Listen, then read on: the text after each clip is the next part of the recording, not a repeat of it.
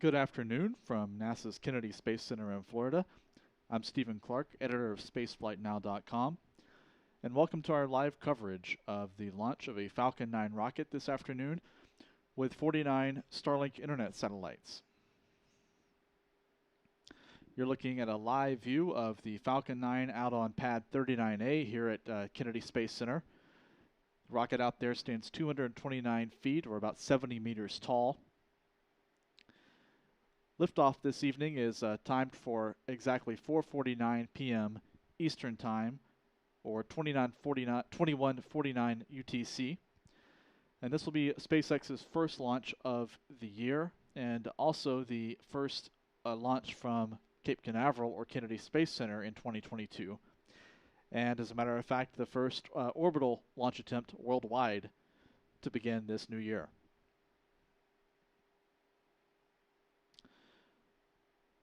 Right now, SpaceX's launch team across the street from my location over in Firing Room 4 is beginning steps to start loading propellants into the Falcon 9 rocket. That process is set to get underway at T-minus 35 minutes, or 4:14 p.m. Eastern Time, 21:14 UTC.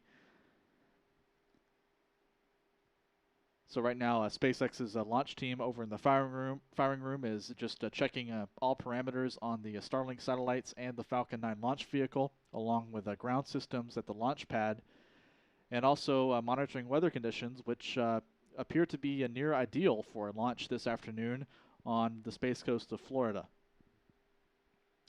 With light winds and mostly sunny skies overhead, this could prove to be a gorgeous launch this afternoon to kick off the new year.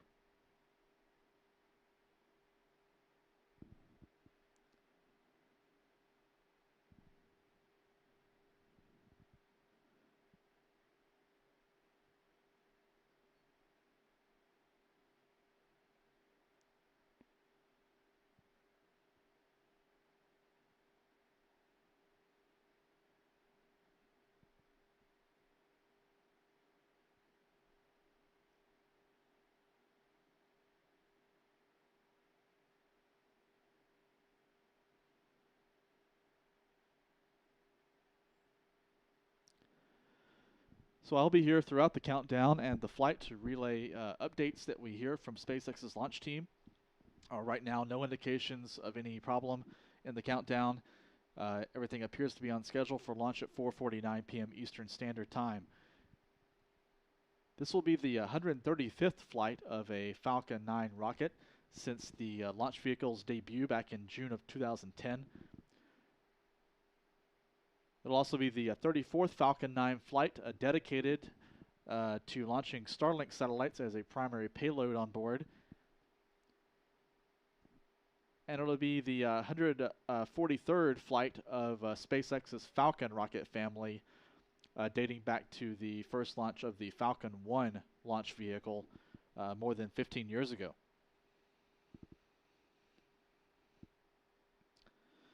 It'll also be the 136th launch overall from Launch Pad 39A, an historic launch complex overlooking the Atlantic Ocean that was once home to the Saturn V moon rocket from NASA's Apollo program, as well as the Space Shuttle. This launch pad was the site of the launch of Apollo 11 back in 1969, carrying the first astronauts to walk on the moon, and also was the departure point for the first and last Space Shuttle missions. So the countdown just passed T-minus 56 minutes. So around 20 minutes from now, give or take, we should hear a go from SpaceX's launch team on the status of propellant loading, followed by the start of that propellant loading at T-minus 35 minutes. So we'll be out with you throughout the countdown with further updates over the course of the remaining 55 minutes before liftoff. And we'll have constant, continuous views of the launch pad up until liftoff time, as well as views tracking the Falcon 9 rocket as it heads downrange. One unique attribute of this mission is it's going to be heading toward the southeast from Florida's east coast. This is a rather unique trajectory heading downrange to the southeast over the Atlantic, passing just north of the Bahamas, just north of the Abacos Islands. And then the upper stage at that point will take a slight right turn or a dogleg maneuver, kind of diverting its thrust in a yaw or turn maneuver to head slightly more to the right or to the south to line up with the orbital plane targeted by today's mission. The orbital plane targeted for deployment of these 49 Starlink satellites.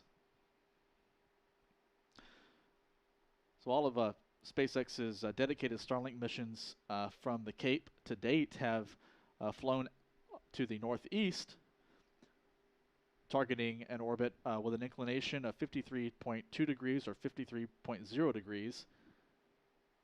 That inclination describes the orbit's swing north and south of the equator, so the orbit passes between roughly 53 degrees north and south latitude.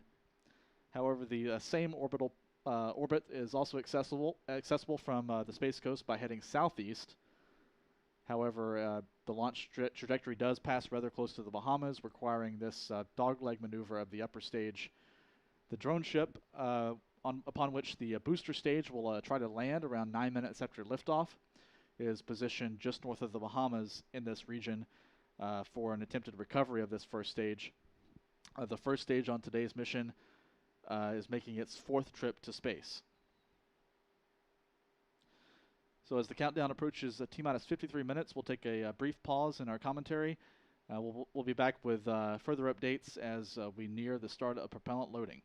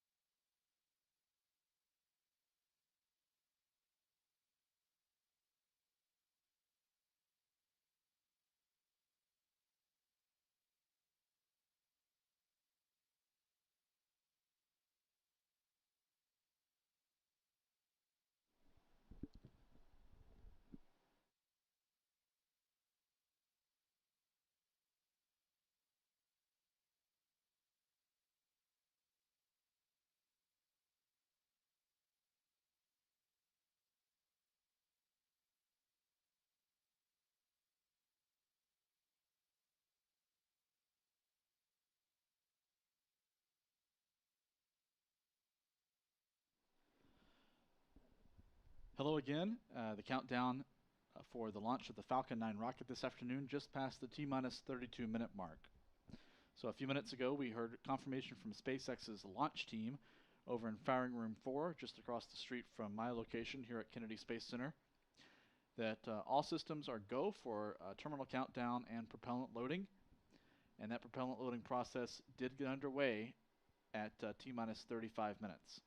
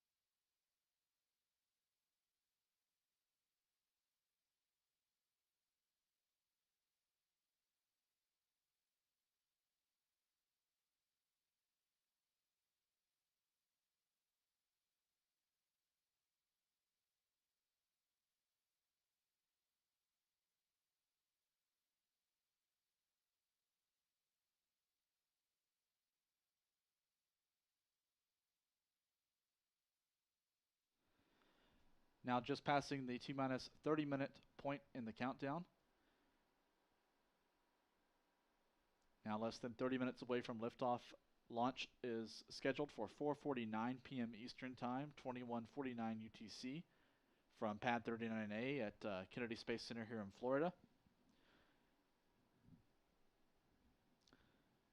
Kerosene and liquid oxygen propellants begin loading into the first stage of the 229-foot tall Falcon 9 launch vehicle at T-minus 35 minutes, so nearly 6 minutes ago. Kerosene is also being loaded into stage 2 at this time.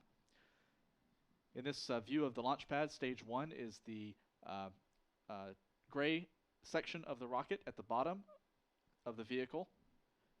That section stands about 15 stories tall and is fully reusable. The booster on this mission is making its 4th flight to space following 3 prior missions to space, carrying a pair of GPS satellites and the Inspiration 4 mission, the all-civilian crew that spent 3 days in low Earth orbit back in September. Stage 2 is the white section above the interstage. The interstage adapter actually being that black ribbon section between stage 1 and stage 2. And then the shiny white section, the only brand new part of the rocket on today's mission, is the second stage being expendable, single use.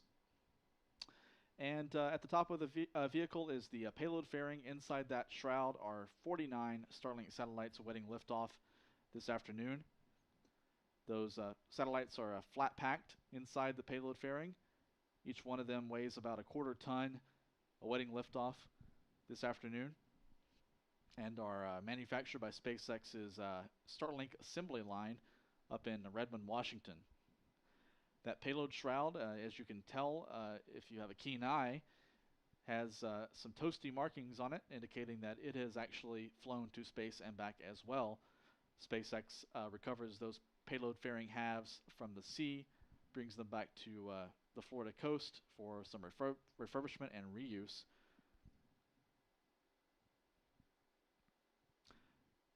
To the left of the rocket is the fixed tower at 39A, covered in some black cladding. Near the upper part of the launch pad tower Just to the left of the payload fairing, you can see the SpaceX crew access arm folded up against the tower. This is the walkway that astronauts use to board the Dragon spacecraft before launching into low Earth orbit.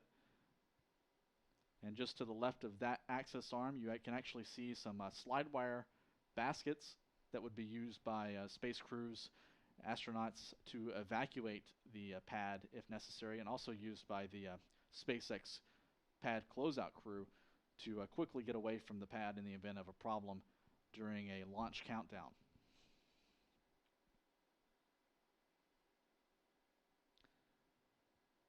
Now approaching the T-minus 26 minute mark. Everything looking good so far in the countdown. Counting down to SpaceX's first launch of the year, and also the first launch from Florida Space Coast to begin 2022. T-minus 26 minutes.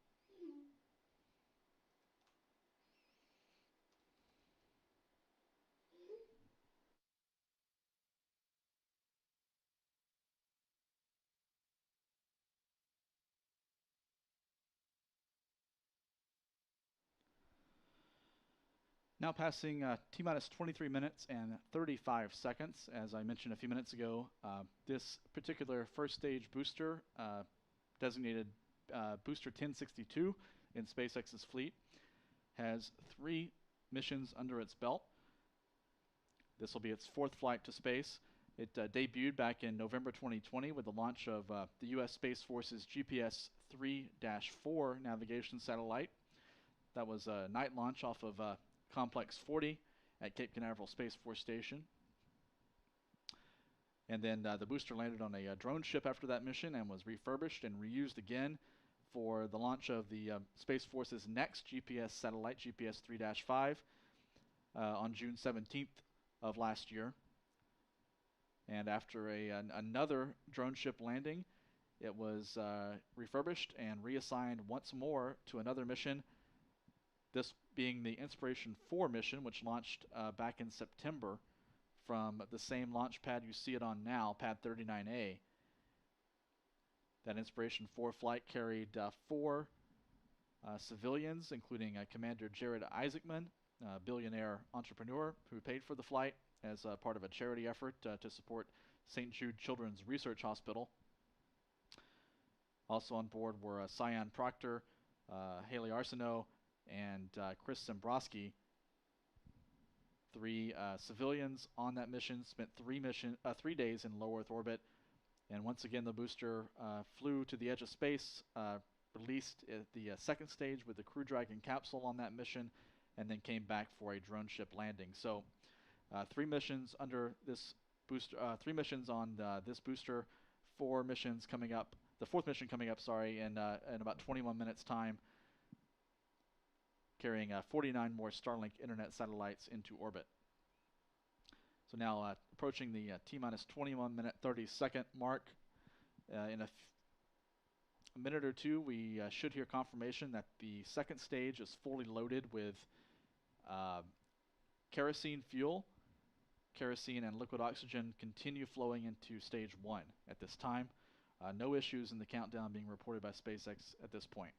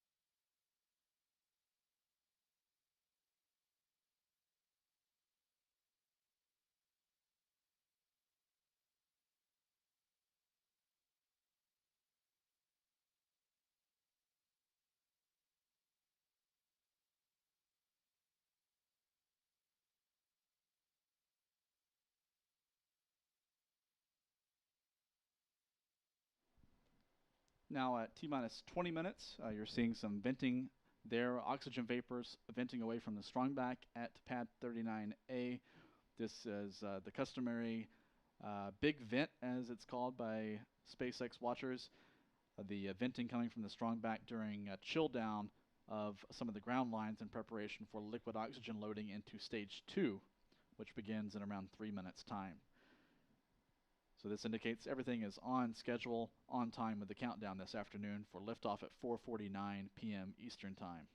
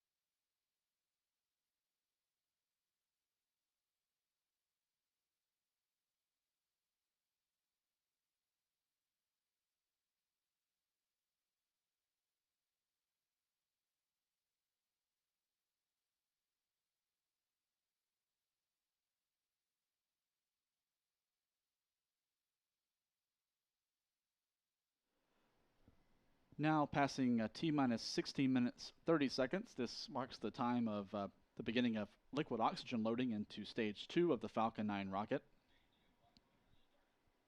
And we just heard that confirmation from SpaceX's launch team that stage 2 LOX, or liquid oxygen loading, has started. And commensurate with that, we saw the ending of that venting from the strong back as the chill down ended and liquid oxygen began flowing into stage 2 out at pad 39A. Now approaching T-minus 16 minutes and counting. Everything looking good for an on-time liftoff at 4:49 p.m. Eastern Standard Time, 21:49 UTC, carrying SpaceX's next batch of 49 Starlink Internet satellites into orbit.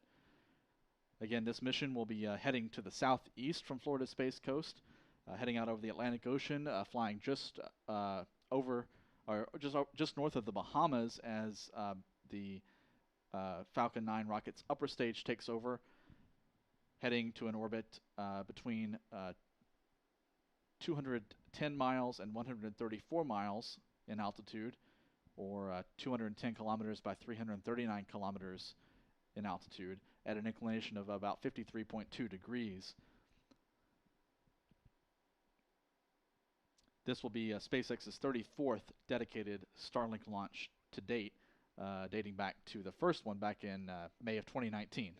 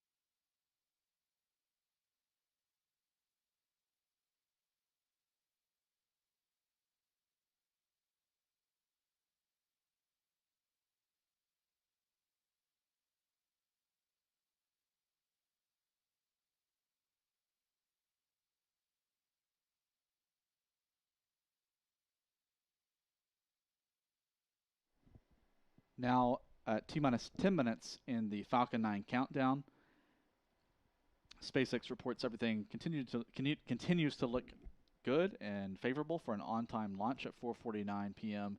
Eastern Time, 21:49 UTC. So with the countdown in the final 10 minutes of the clock before liftoff, everything looks good. Weather looks favorable for an on-time launch. You can see a live view of the lawn at the Kennedy Space Center press site, where some launch viewers have gathered about 3 miles from Pad 39A, where the Falcon 9 stands out there, 229 feet tall, 70 meters tall, loaded with 49 satellites, ready to join SpaceX's Starlink broadband internet network.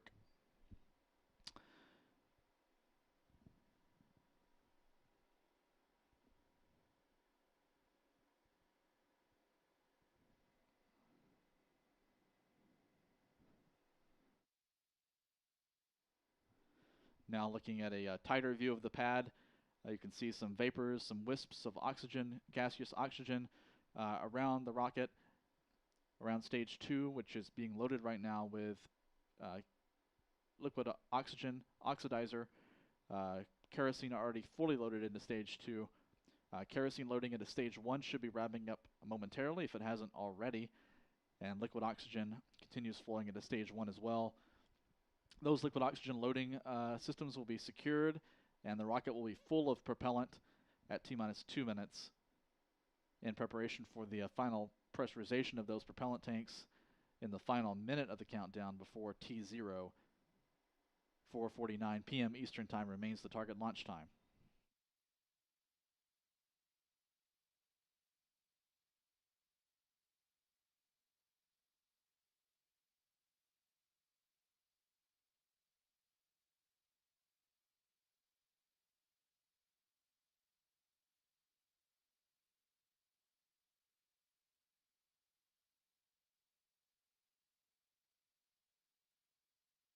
Now T-minus 7 minutes and 37 seconds. In about 30 seconds or so, we should hear confirmation from SpaceX that the engine chill down procedure has gotten underway. This involves flowing small amounts of liquid oxygen propellants through some of the lines, through some of the plumbing, into the turbomachinery of the Merlin engines at the bottom of the first stage. This helps condition those components and that hardware for the more rapid flow of a super co-propellant that begins when the engines ignite just a moment before liftoff. Now T-minus 7 minutes and counting. That engine chill down procedure now underway. Everything looking good in the countdown at this point.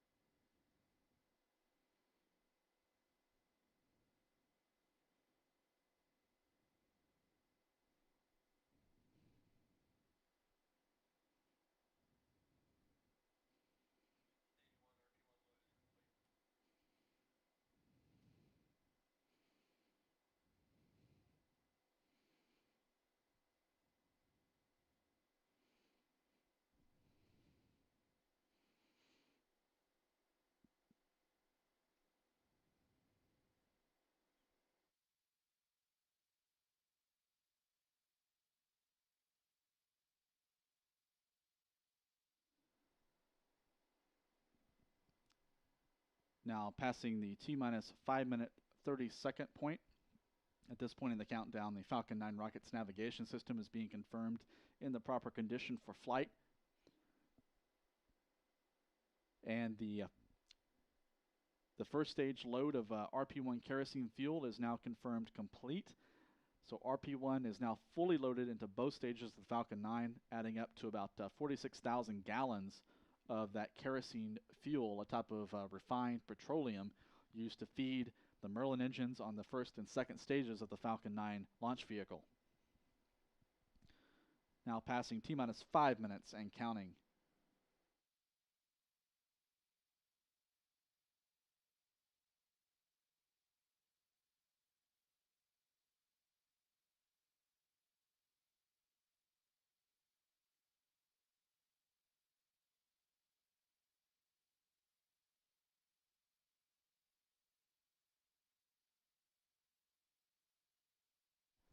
The propellant tanks on the Falcon 9 rocket are now pressurizing in preparation for retraction of the strongback structure. If you're watching closely, you should see that strongback structure, that tower just to the right side or the south side of the Falcon 9, retract to an angle of about 1.5 to 2 degrees momentarily. That puts the strongback into the proper orientation for engine start and liftoff, and at liftoff that strongback will do a rapid retract maneuver to fall back to a greater angle, clearing the way for the Falcon 9 to climb off the pad. T-minus 4 minutes.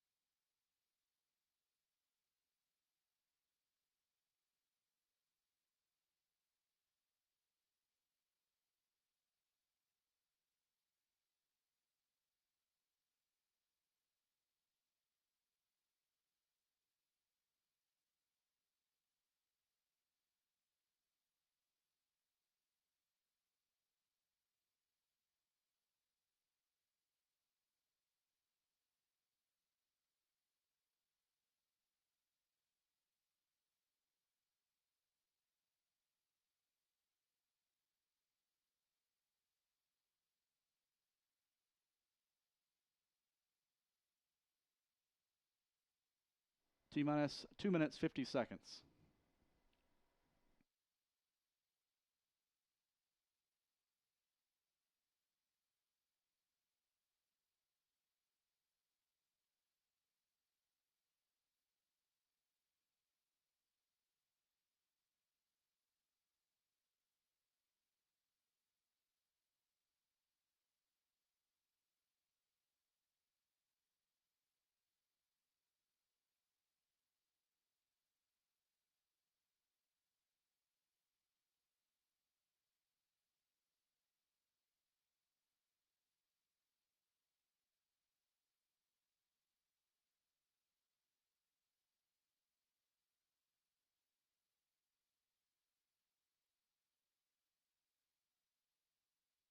Now passing T-minus 2 minutes, the Falcon 9 is now fully loaded with propellant. You can see the water tower out there now dumping some excess water as the sound suppression system, the acoustic suppression system, prepares to activate to dampen the acoustic loads of engine start. That water system will dump thousands of gallons of water on the pad deck in the final seconds of the countdown.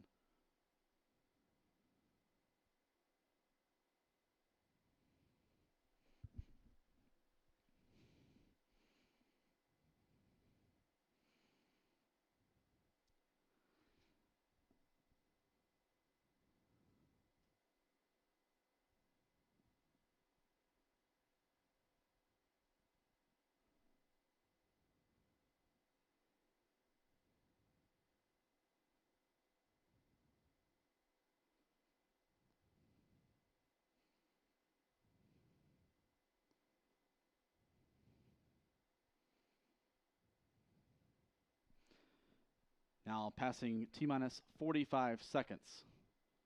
The Falcon 9's propellant tanks are now coming up to flight pressure. The Falcon 9's computer is in startup mode. The rocket is now in final configuration before launch. The onboard computer now controlling all systems in the countdown. T-minus 27 seconds. Those 9 Merlin engines should light up around T-minus 2 seconds.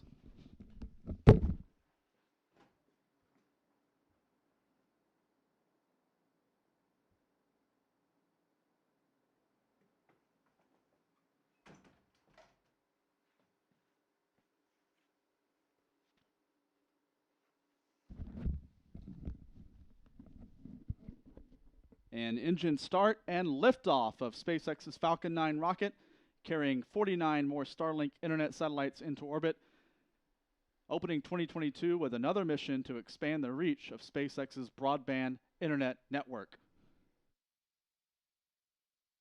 T plus 20 seconds.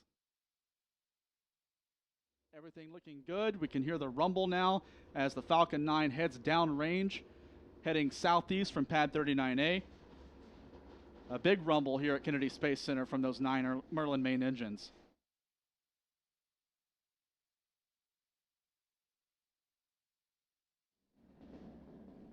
Now T plus 45 seconds, everything looking good so far. Climbing into a clear late afternoon sky over the Space Coast. 1.7 million pounds of thrust powering that Falcon 9 downrange. T plus 1 minute, Falcon 9 is now passing the speed of sound, Mach 1.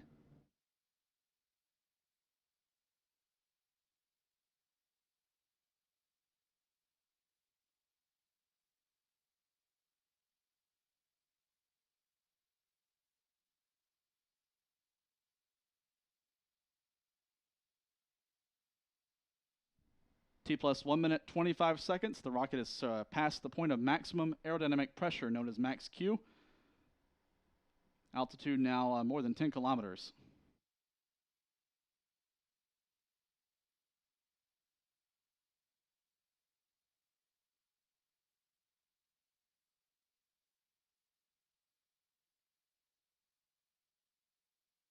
T plus 1 minute, 50 seconds. Flight continuing to go well, piercing that deep late afternoon winter sky over the Space Coast. A beautiful day for a launch. T plus 2 minutes. Coming up on staging, we should see a main engine cutoff at T plus 2 minutes and 32 seconds, followed moments later by stage separation and then ignition of stage 2.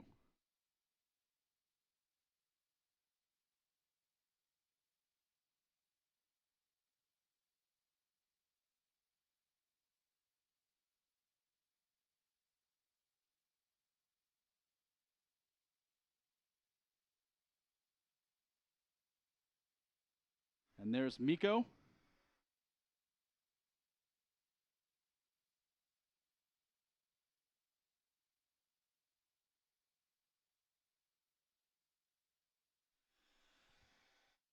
And there's confirmation of engine start on stage 2.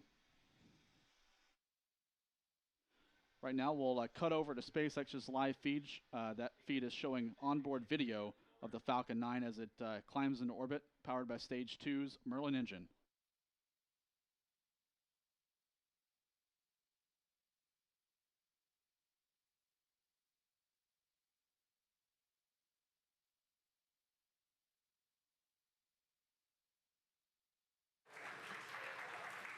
We have got some great views, all 4 of those events that I mentioned, MECO, stage separation, SES-1, and fairing deploy, all visually confirmed on your screen.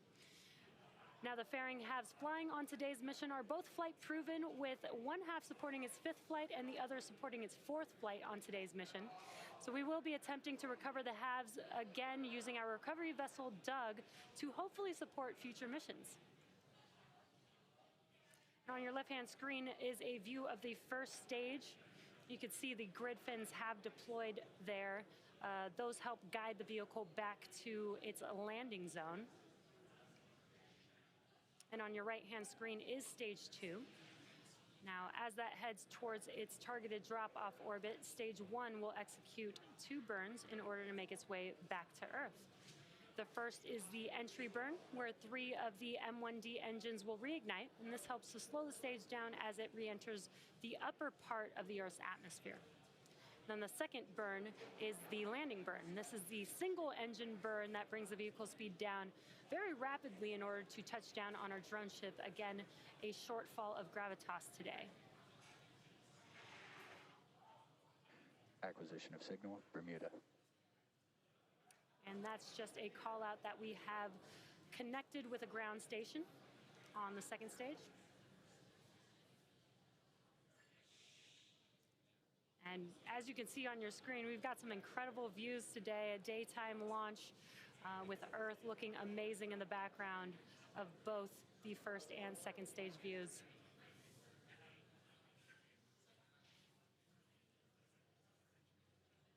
Now we're just under 2 minutes away from the entry burn starting up on the first stage. So for those of you who follow, we've got a nominal trajectory call out on second stage, which is great news. Now you'll notice that there is soot on some of these rockets that we reuse. And here's a quick explanation of why and how that soot forms. The rocket-grade kerosene, or RP1, used to fuel a Falcon 9 is carbon-based. So when it burns the fuel, it generates soot. Now, as the booster approaches landing, as you can see on your left-hand screen, it does a re-entry burn to slow the vehicle down prior to re-entering back into the Earth's atmosphere. Otherwise, the aerodynamic forces would rip it apart. So because the entry burn occurs with the engines first, the booster flies through its own plume. And that is what deposits the soot onto the rocket. And again, we're just about a minute away from that entry burn, so you will see that live on your screen.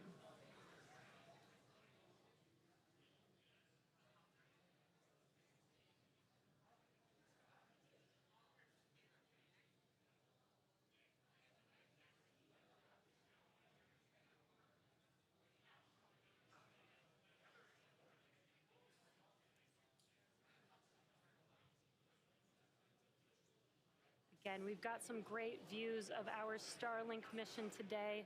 On your left-hand screen, that is the first stage booster making its way back to Earth, and on your right-hand screen is the second stage taking the satellites to their drop-off orbit.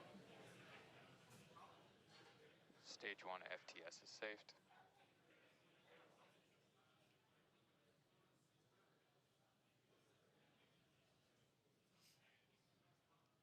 Stage 1 entry burn startup. And there you can visually see on your left-hand screen, the entry burn has begun on that first stage. This will last about 20 seconds or so long. Stage 1 entry burn shutdown. Stage 2 FTS is saved. And that concludes the entry burn on the first stage. And really cool, you can kind of see the grid fins as they rotate to help guide the vehicle back to its landing zone, which again today is a shortfall of gravitas waiting for this booster in the Atlantic Ocean.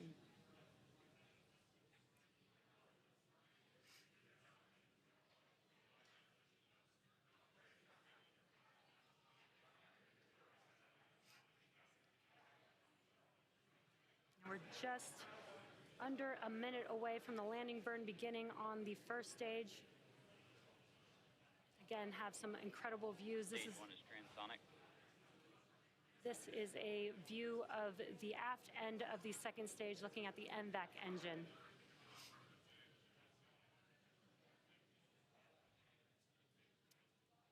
So we are going to have landing burn coming up on first stage. That will last about 20 seconds long, and right when landing burn ends, we should have SECO 1, or second engine cutoff 1, on second stage. Stage 1 landing burn startup.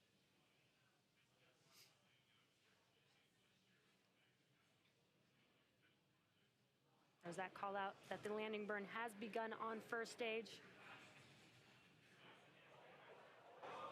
And it looks like we have a live view Stage of the 1 drone landing ship. leg deploy.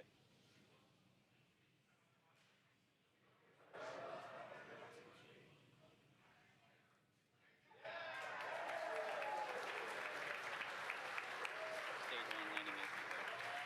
And we have touchdown of Falcon 9. And through the cheering, we also heard that call out for SECO 1, which is great news. Our booster landing today marks our 101st overall successful recovery of a first stage and 134th successful flight of a Falcon 9 first stage. We also heard nominal orbital insertion for stage 2. So with that call out, next up, loss of signal, Cape.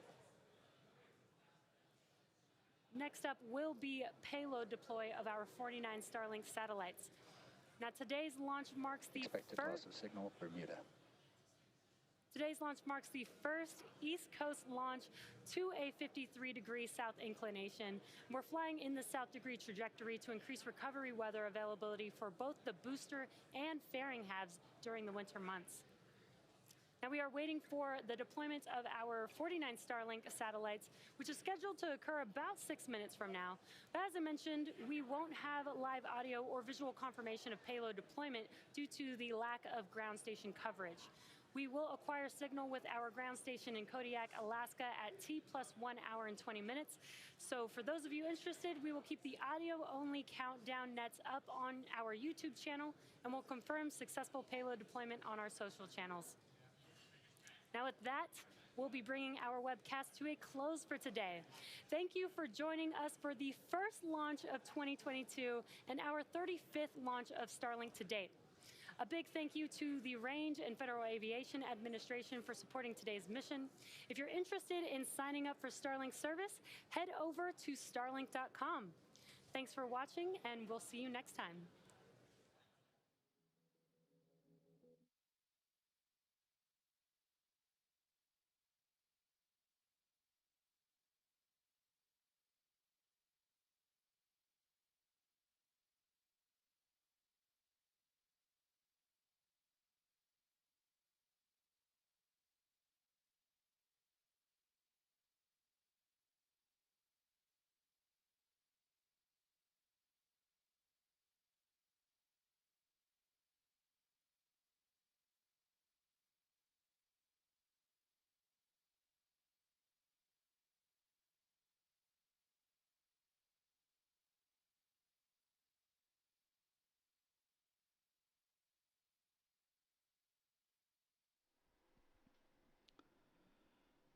Good afternoon again from Kennedy Space Center. As you saw a few minutes ago, now about 12 minutes ago, we saw liftoff of the Falcon 9 rocket from pad 39A. You're now watching a view of the empty pad. Falcon 9 has lifted off and has reached orbit with its upper stage, setting the stage for separation of 49 Starlink internet satellites. That separation should happen about 15.5 minutes after launch, or around 3 minutes or so from now. However, the rocket will be outside the coverage of ground stations at that time, and SpaceX won't be able to confirm a successful deployment of those 49 satellites until the rocket and the satellites come back within range of a ground station over Alaska at T+1 hour 20 minutes, or around 6:19 p.m. Eastern Time, 23:19 UTC. So we'll be in a bit of a holding pattern now as we await word from SpaceX on the confirmation of a deployment to officially declare today's launch a success. However, the liftoff and the climb into orbit went well. The Falcon 9 lifted off at 4:49 p.m. Eastern Time from pad 39A. Headed southeast over the Atlantic Ocean, we saw a successful MECO, main engine cutoff of stage 1 and separation of stage 1, followed by ignition of the second stage's Merlin vacuum engine. That MVAC engine fired for around 6 minutes or so to accelerate the launch vehicle and the payloads into low Earth orbit. During that burn, early on during that burn, we saw separation of the payload fairing as well. So the first stage made a successful landing on SpaceX's drone ship, a shortfall of Gravitas. Around 9 minutes after launch, that was confirmed, and that completes this booster's fourth trip to space and back. This booster being booster 1062. That's the tail number in SpaceX's fleet of reusable first stages. The payload fairing, both halves of the payload shroud are designed and expected to descend into the Atlantic Ocean under parachute. A SpaceX recovery ship is on station out there around 400 miles or so downrange to recover those payload fairings from the ocean and bring them back to Port Canaveral for inspections and refurbishment. The payload fairings on this mission were also reused, with one half of that clamshell making its fourth trip to space and the other half making its fifth trip to space today. So that wraps up our live coverage, our live commentary of the first SpaceX launch of 2022, also the first launch from Cape Canaveral of 2022. However, we won't be gone long. There are 7 orbital launches scheduled from Florida Space Coast this month. This was just the first of those 7. The next one is scheduled a week from today, when a Falcon 9 will launch from SpaceX's other active launch facility here at Cape Canaveral, Complex 40, a few miles to the south of Pad 39A. That mission is known as Transporter 3. It'll be SpaceX's 3rd dedicated rideshare mission, carrying a rideshare of numerous small satellites into orbit for commercial and international and U.S. government customers. The final number of satellites for that mission has not been disclosed. However, it is expected to number in the dozens. SpaceX's first transporter mission, Transporter 1, back in 2020, January 2020, set the record, or January 2021 rather, set the record for the most number of satellites ever launched at over 130. So we'll await the final number of satellites on Transporter 3 from SpaceX in the coming days. Again, that mission is scheduled to launch a week from today at 10:25 a.m. Eastern Time. That's 15:25 UTC. And that mission is expected to include a return-to-launch site landing by the Falcon 9's first stage booster. It'll be the first time we've had one of those in around 6 months or so here on the Space Coast. Later this month, no earlier than January 18th, we expect the first launch of Astra's small satellite launch vehicle from the Cape Canaveral. That launch is scheduled to take off from Complex 46, a space launch facility operated by the Space Florida. This will be the first flight of Astra's small rocket that hasn't lifted off from Kodiak Island in Alaska from the Pacific Spaceport Complex up there. This mission will carry a handful of CubeSats sponsored by NASA, part of NASA's Venture Class Launch Services program, and it's considered a demonstration flight for Astra and for the VCLS program. On January 21st, United Launch Alliance is scheduled to make its first launch of the year when an Atlas V rocket will take off from Complex 41, which is between Complex 40 and 39A. That mission will carry the United States Space Force 8, or USSF 8 mission.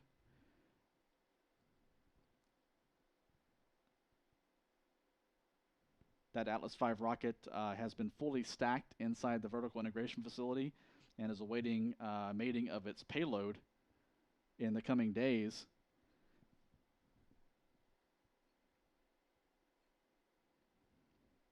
That payload on the USSF-8 mission will consist of 2 satellites for the Space Force's Geosynchronous Space Situational Awareness Program, or GSAP, that helps the military track and observe satellites and space debris in geosynchronous orbit, the geosynchronous belt being more than 22,000 miles over the equator. So those 2 satellites will go up to geosynchronous orbit riding the Atlas V rocket. And on January 24th, another Falcon 9 launch, again from Pad 40, we expect, will carry the Italian Cosmos SkyMed Second Generation 2, or CSG-2, radar remote sensing satellite for the Italian military and the Italian Space Agency.